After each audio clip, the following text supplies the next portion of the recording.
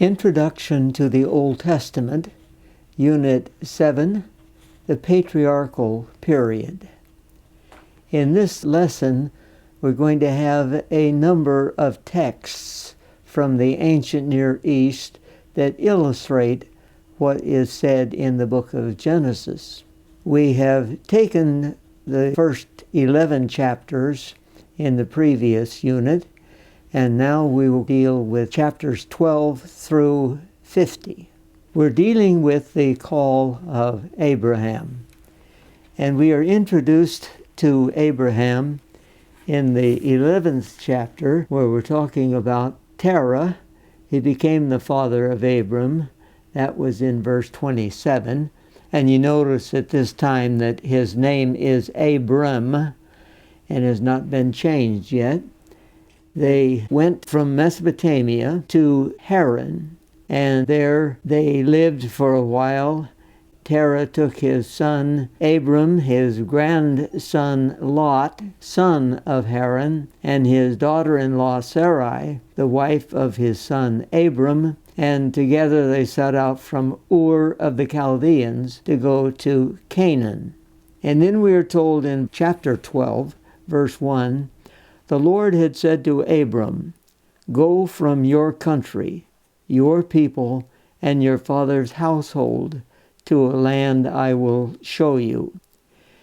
This is a challenge to Abram. He's to leave everything that he has had before: his family, his land, his inheritance, and he is supposed to go to the land that God will show him.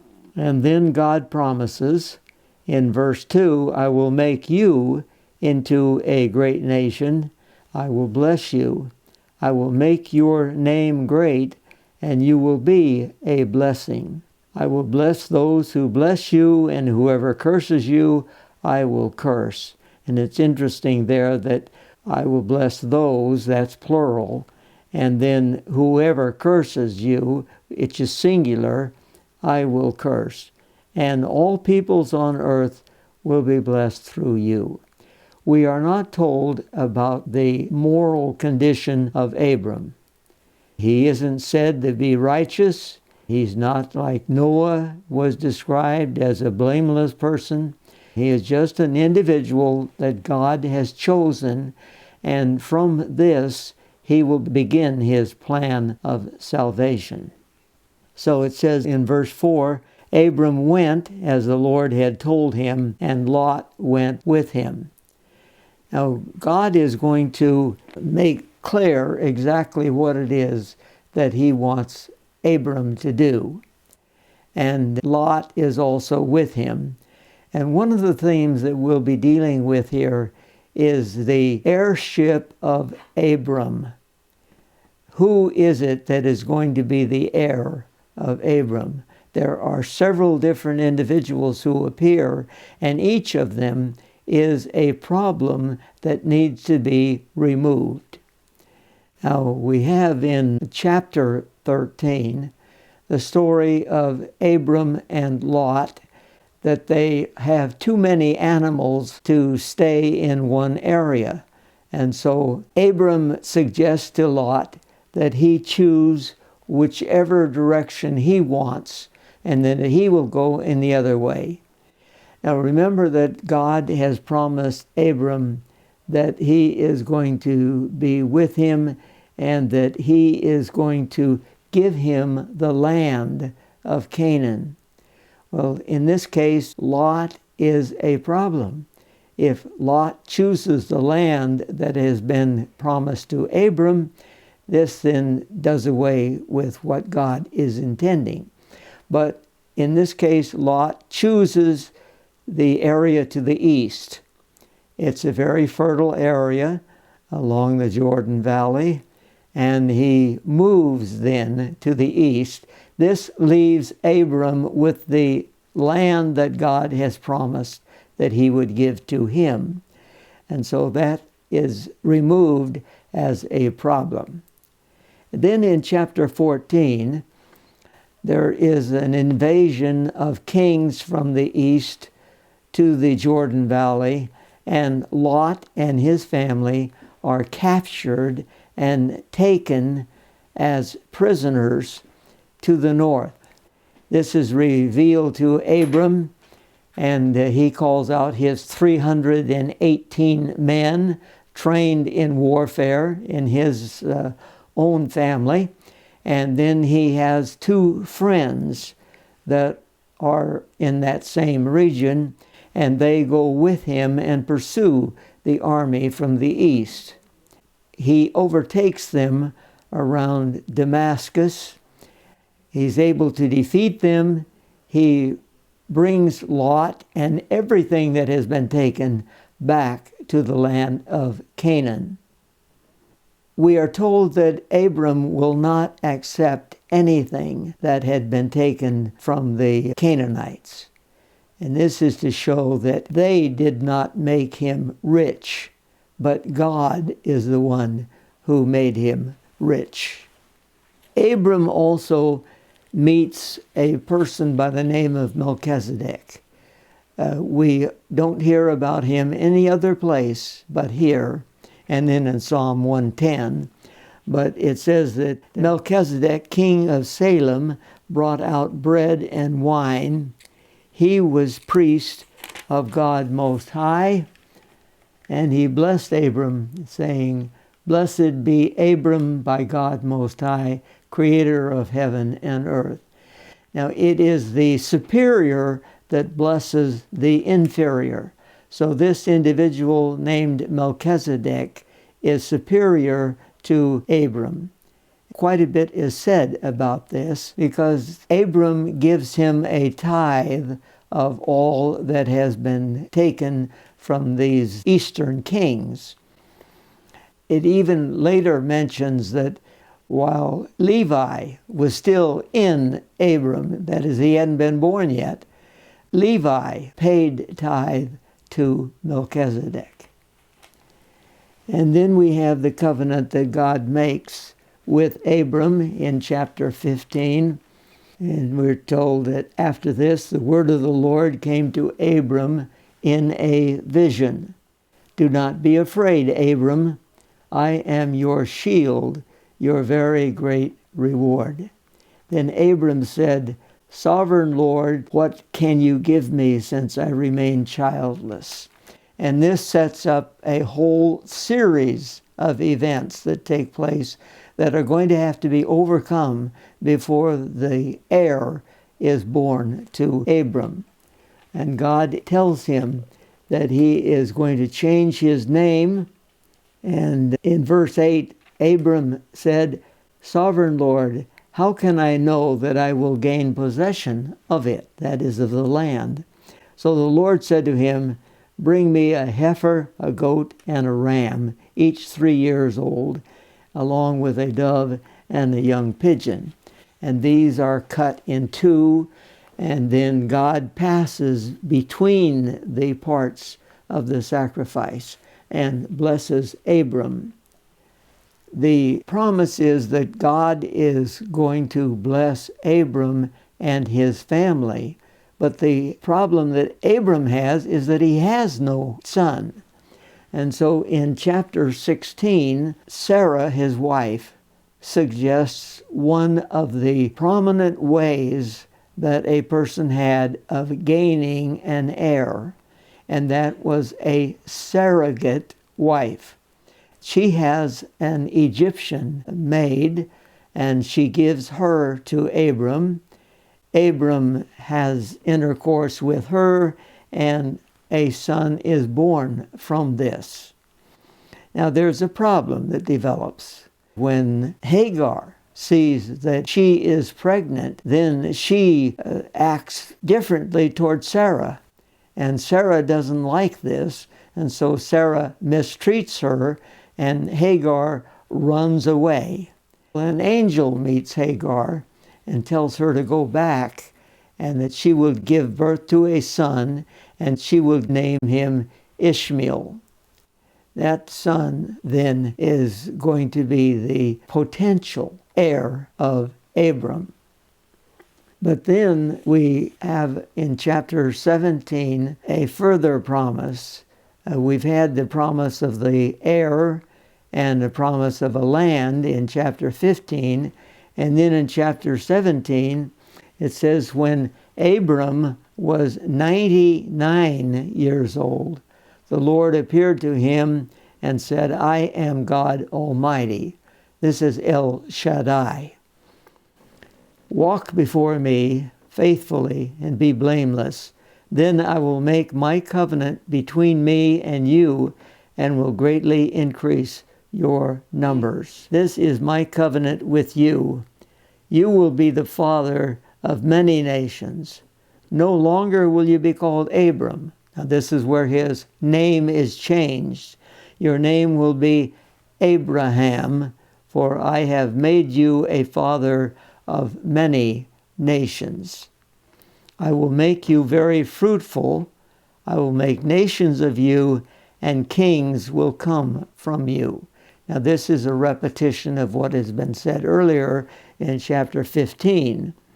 In verse 7, I will establish my covenant as an everlasting covenant between me and you and your descendants after you for the generations to come, to be your God and the God of your descendants after you.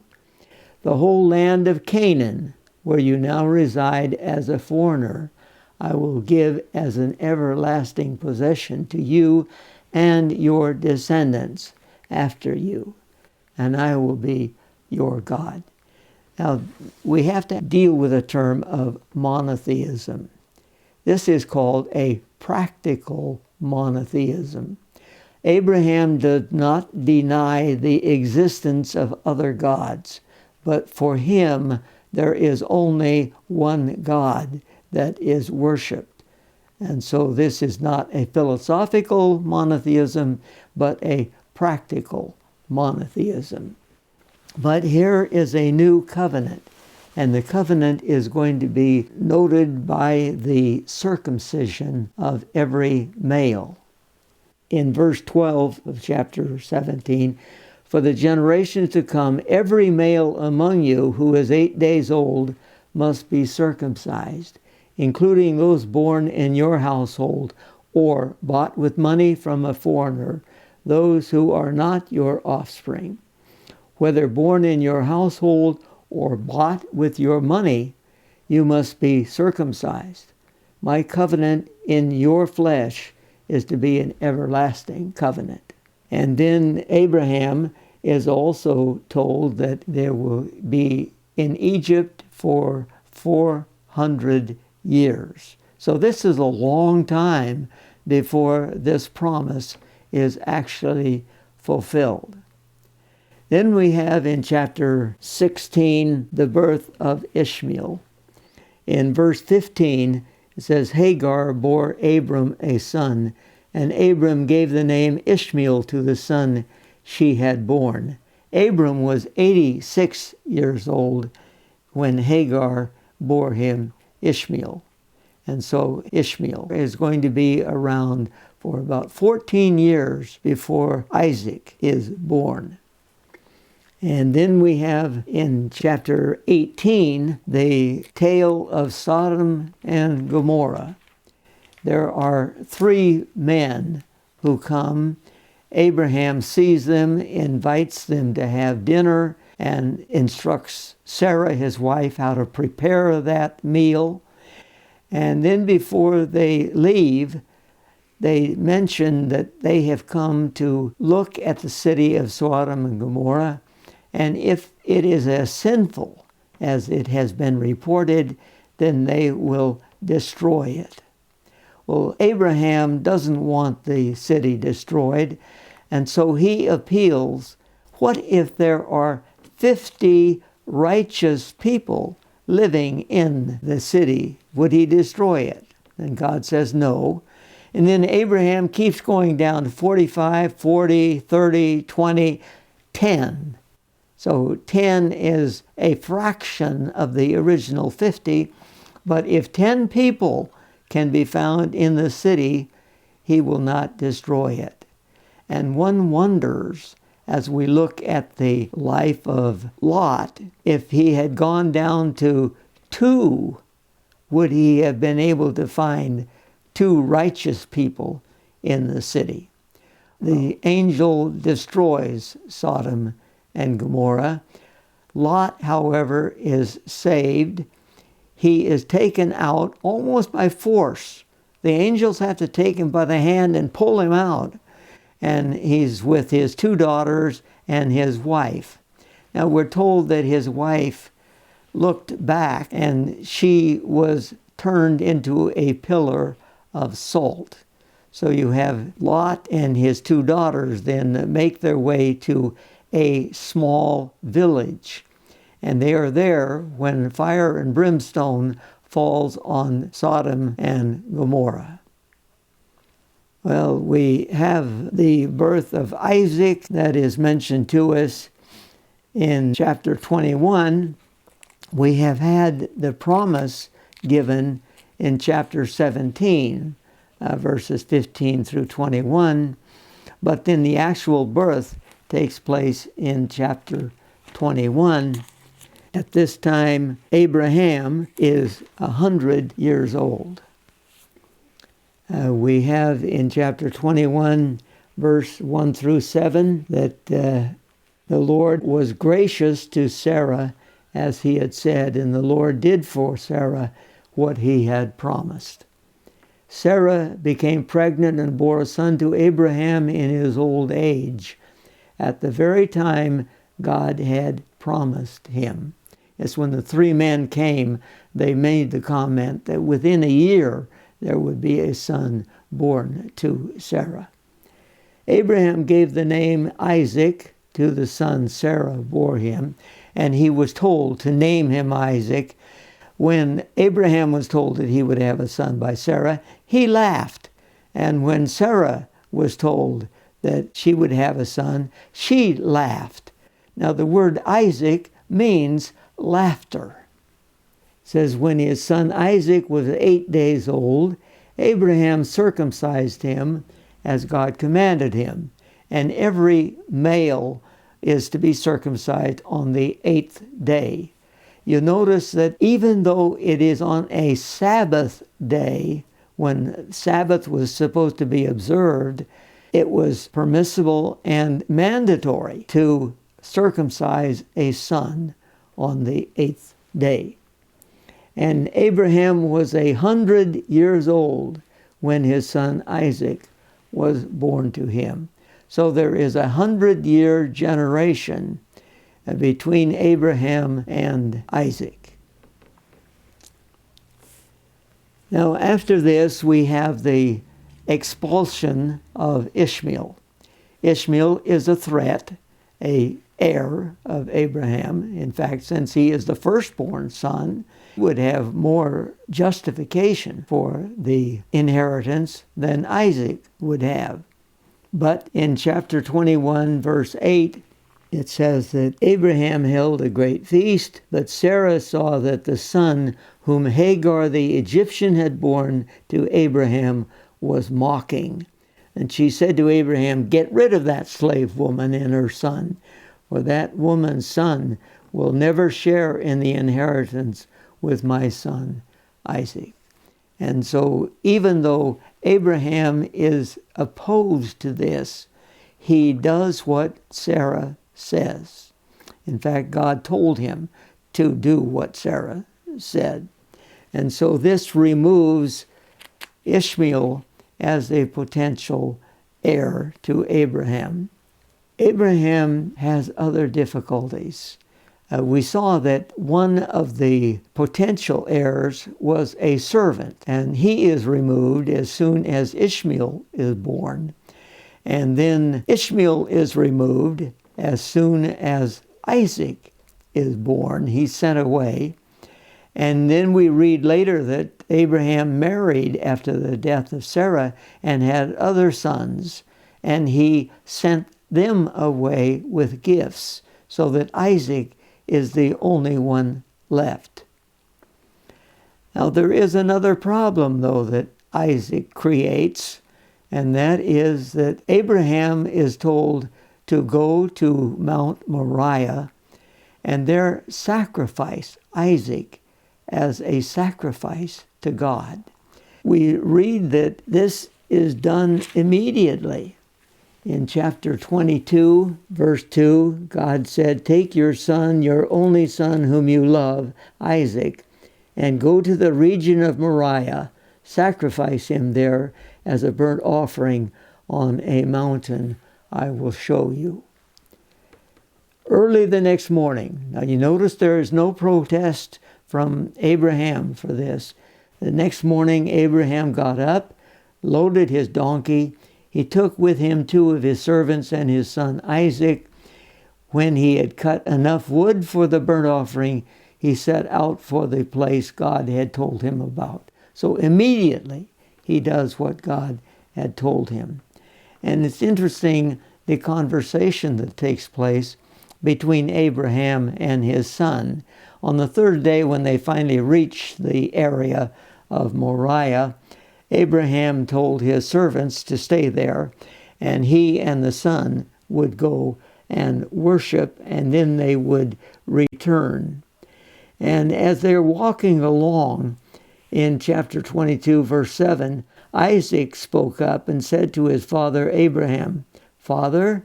"Yes, my son," Abraham replied. "The fire and wood are here," Isaac said, "but where is the lamb for the burnt offering?" Now Isaac is to be the sacrifice. So Abraham says that God himself will provide the lamb for the burnt offering, my son. And the 2 of them then continued walking to the place. And there Abraham built an altar. He tied Isaac, put him on the altar, took the knife in his hand, and was ready to kill him. This is when an angel intervened. It says in verse 10 of chapter 22, "He reached out his hand and took the knife to slay his son. But the angel of the Lord called out to him from heaven, 'Abraham, Abraham.' 'Here I am,' he replied. 'Do not lay a hand on the boy.'" So the sacrifice of Isaac is complete. Abraham was willing to do it. So even though he didn't actually go through with it, the intent was made. And then Abraham recognizes that there is an animal caught in a bush, and it is a ram, which is much superior to a lamb. And Abraham took that then and offered it in place of his son Isaac. Then in chapter 23, there is the death of Sarah, and that also necessitates a burial place. When she died, Abraham then wanted to buy a place where he could bury her.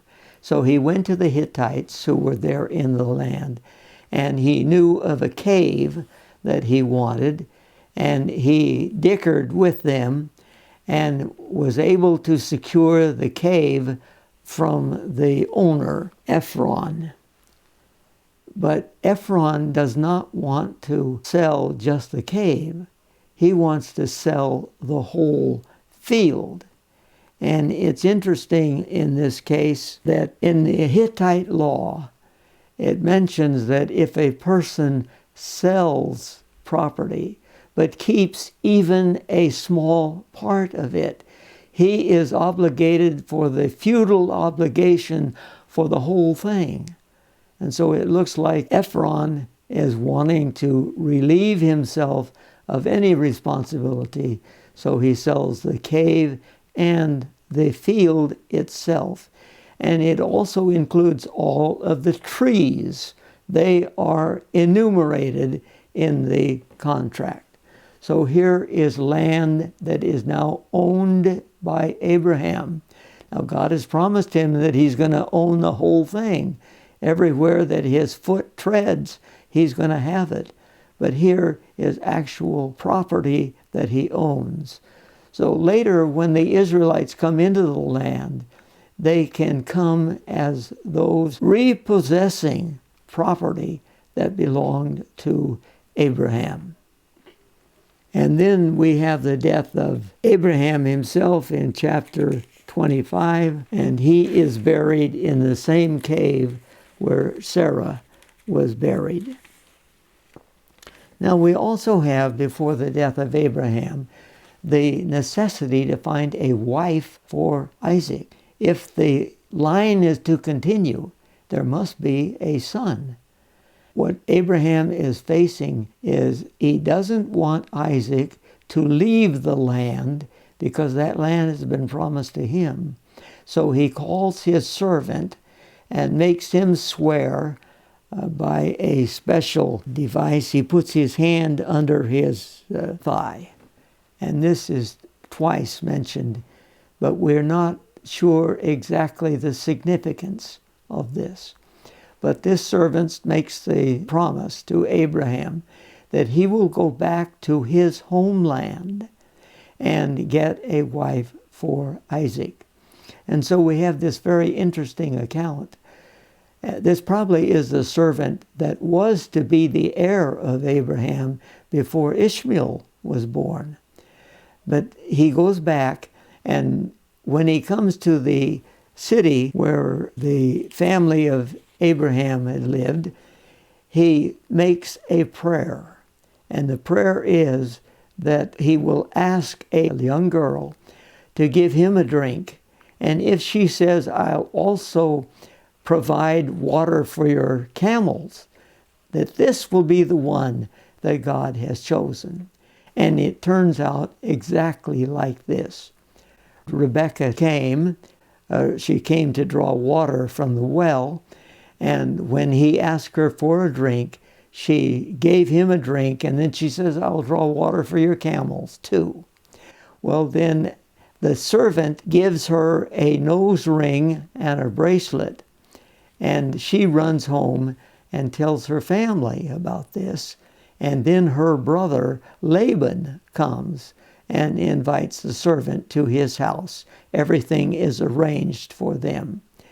The servant is anxious to know whether his task is now complete.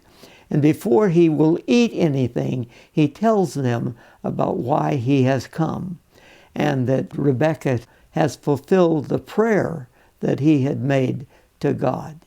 He then spends the night there, and the next day he wants to leave immediately to go back to Abraham. They wanted Rebekah to stay with them several days and celebrate, but he wants to leave, so they suggested that he ask Rebekah, and she is willing to go immediately. And so they leave that morning to go back, and they meet Isaac as he is walking in the field. When Rebekah sees him, she asks the servant who that is, and she's told that it is Isaac. She puts on a veil, and then she is introduced to Isaac. And it says that Isaac took her into the tent of his mother, and he married her. And it's interesting that the marriage takes place, and then it says he loved her. So this then is the necessity of a mate for Isaac so that the line will continue.